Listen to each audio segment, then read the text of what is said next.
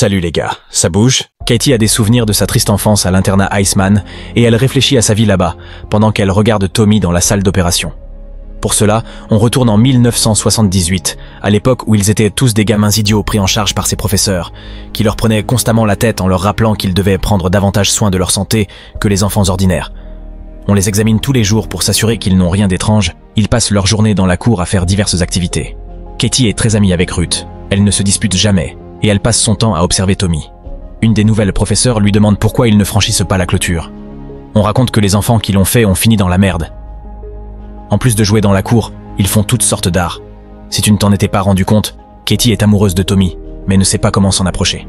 Lui, on le charrie tout le temps parce qu'il est très colérique, et ça fait rire les autres quand il pète un câble. Pendant que tout le monde se moque, elle essaie toujours de le consoler. Elle se soucie beaucoup de lui et demande souvent au professeur comment il va. Un jour, elle prend son courage à deux mains et va manger avec lui. Elle lui demande pardon de lui avoir voulu taper dessus, et à partir de là, ils commencent à se connaître davantage. Tommy était un peu lent et tête en l'air. Quand il faisait une connerie, elle était toujours là pour l'aider. Le soir, son amie Ruth lui raconte que toutes les filles sont amoureuses d'Arthur. Genre, trop cool. Mais elle, non. Avant de dormir, elle lui dit que Tommy a changé. Elle ne comprend pas ce qu'elle veut dire. Le lendemain, elle va rendre visite aux Madame, une dame qui collectionne leurs œuvres pour sa galerie. Que ton œuvre soit choisie, c'est comme une reconnaissance énorme. Ils font aussi comme des petits mini-tiani, où ils remplissent des tables de choses que les gamins peuvent acheter avec des jetons. Katie ne semble pas très enthousiaste, et Tommy le remarque. Il lui propose ses jetons car elle n'en a plus. Ce n'est pas ça, elle veut juste attendre la fin. Il lui achète quelque chose, une cassette. Ce geste lui a valu un baiser. Elle l'écoute seule dans sa chambre. C'est une chanson d'amour. Les paroles disent « Embrasse-moi, serre-moi et ne me laisse jamais partir », comme le titre du film. Alors qu'elle est en plein rêve éveillé, elle voit Ruth à la porte. En classe, la professeure Lucie doit leur dire quelque chose qui va briser leur cœur. Probablement qu'on leur avait déjà dit. Mais ils sont tellement jeunes que ça ne fait pas tilt. La plupart des gens, en grandissant, peuvent devenir sportifs, artistes ou n'importe quoi. Eux, non. Leur vie est déjà déterminée. Quand ils grandiront et avant de commencer à vieillir, on leur retirera leurs organes vitaux. Leur destin est déjà écrit. Il vaut mieux vivre en ayant conscience.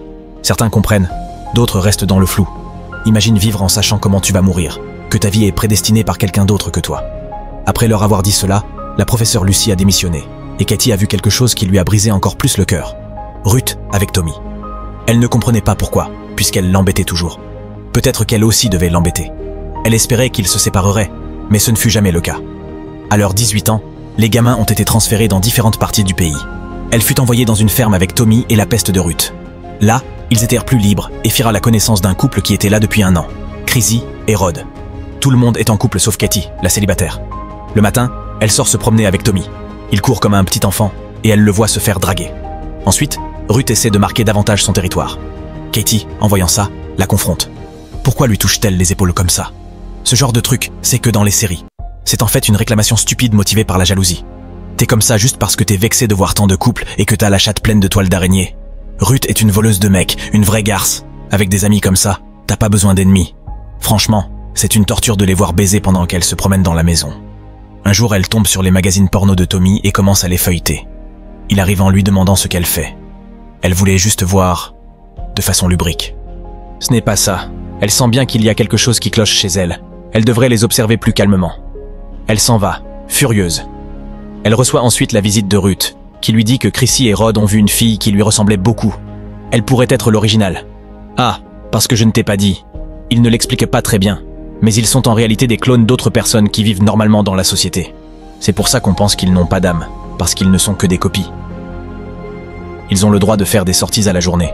C'est la première fois qu'ils sortent de leur environnement habituel. Et bon, ce sont des paumés qui ne savent pas comment se comporter avec des gens normaux. En toute confiance, on leur dit qu'il existe un moyen de repousser les dons d'organes de 4 années supplémentaires, mais seulement si on peut prouver qu'on est amoureux. Il y a quelqu'un de Heilschmann qui l'a fait, mais ils ne savent pas à qui adresser la demande. Comme ils viennent de cet orphelinat, ils pensent qu'elle pourrait savoir. Elle n'en a pas la moindre foutue idée. Il y a plein de rumeurs sur Heilschmann, la plupart sont fausses, donc ça ne vaut rien du tout. Ils vont à l'endroit où leur double est supposé se trouver. Ça ressemble à une agence de voyage. Les employés les observent par la fenêtre, et en les voyant, ils se rendent compte qu'elle ne lui ressemble pas du tout. Elle pète un câble. Elle pensait que son double serait quelqu'un de brillant. Maintenant, elle commence à croire que leurs originaux sont juste des drogués. Ils aiment imaginer que leur original est quelqu'un de réussi, pour pouvoir s'y projeter, et fantasmer qu'ils auraient été heureux s'ils avaient eu une vie normale. On leur dit de partir. Tommy rejoint Katie pour la retrouver alors que la nuit tombe. Ils sont déjà en chemin pour rentrer. Elle n'a toujours pas digéré sa colère, et elle en veut à Tommy de l'avoir laissée seule quand elle s'est énervée. Plus tard, elle fait un dessin. Elle a une théorie. Elle repensait à la rumeur que Roddy et Chrissy leur avaient racontée. Ça pourrait être vrai. Peut-être que si on est amoureux, notre vie peut être prolongée. C'est peut-être pour ça que la galerie d'art collectionnait les œuvres de chacun, pour ainsi explorer leurs âmes. Elle va envoyer la demande avec Ruth. Pas avec Tommy, car contrairement à elle, il n'a pas d'œuvres à analyser. C'est fait. Ce crétin n'a même pas réagi. Elle semble s'énerver et le laisse tomber. La nuit, il baise pendant que Katie les écoute, le poing serré. Elle se couche en écoutant à plein volume la chanson que Tommy lui avait offerte. C'est à ce moment-là qu'elle entre. Elle sait ce qu'elle ressent pour son copain, et qu'elle a attendu qu'il se sépare pour avoir sa chance. Si cela arrive, elle pourra réparer les choses.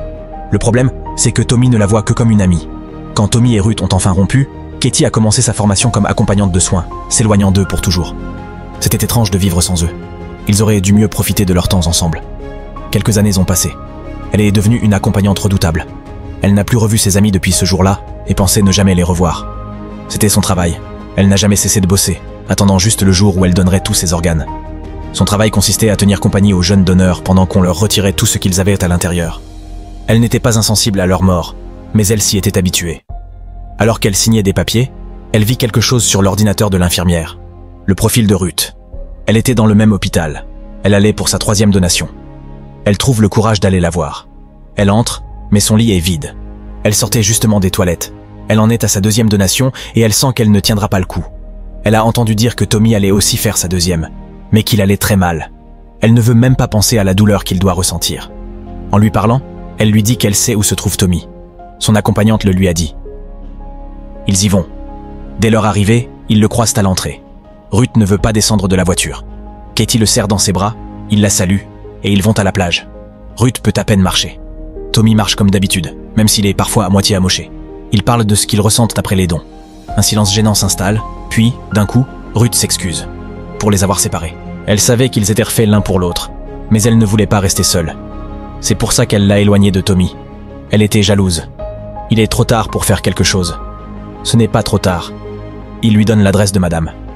Entendu dire que c'est elle qui peut repousser leur vie. Tommy faisait de l'art pour avoir quelque chose à montrer au moment de faire la demande. Personne ne l'avait vu. Seulement elle. C'est son secret. Comme elle avec le porno, elle a toujours compris pourquoi elle était là. Elle n'était pas passive. Elle cherchait son double.